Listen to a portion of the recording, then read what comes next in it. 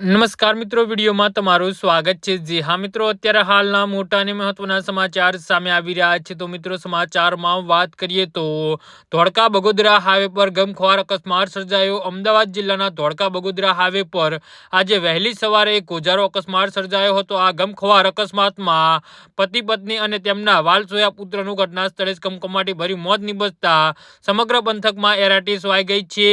અકસ્માત એટલો ભયાનક હતો કે વાહનનો કચ્ચર ઘાણ નીકળી ગયો હતો। તો મળતી માહિતી મુજબ ધોળકા બગોદરા હાઈવે પરથી પસાર થઈ રહેલી એક આઈસર ટ્રકના ચાલકે આગળ જઈ રહેલા કોઈ અજાણ્યા વાહનને પાછળ ટ્રક ધડાકેભેર ભટકાવી દીધી હતી ને આ અકસ્માત સમયે ટ્રકની ગતિ એટલી પ્રચંડ હતી કે ટ્રકનો આગળનો ભાગ સંપૂર્ણ દબાઈ ગયો હતો। ટ્રકમાં સવાર પરિવાર કંઈ સમજે તે પહેલા જ કારનો પંજો તેમના પર ફરી વળ્યો હતો। અકસ્માત સર્જીને અજાણ્યો વાહન ચાલક પોતાનું વાહન લઈને ઘટના સ્થળેથી ફરાર થઈ ગયો હતો। આ દુર્ઘટનામાં ટ્રકમાં સવાર પતિ પત્ની અને તેમના પુત્રના ગંભીર ઇજાઓના કારણે ઘટના સ્થળે પ્રાણ પંખેરું ઉડી ગયા હતા। સ્થાનિક રાહદારીઓને તાત્કાલિક 108 અને પોલીસને જાણ કરી હતી। ઘટના સ્થળે પહોંચેલી 108ની ટીમ ત્રણેય સભ્યોને મૃત જાહેર કર્યા હતા, જ્યારે ઇજાગ્રસ્ત આઈસર ચાલકને પ્રાથમિક સારવાર આપી વધુ સારવાર માટે અમદાવાદની સોલા સિવિલ હોસ્પિટલ ખાતે ખસેડવામાં આવ્યો છે। જે હા મિત્રો, તો આના વિશે તમારું શું કહેવું છે તો નીચે મારી કમેન્ટ બોક્સમાં જરૂરથી જણાવજો। ધન્યવાદ।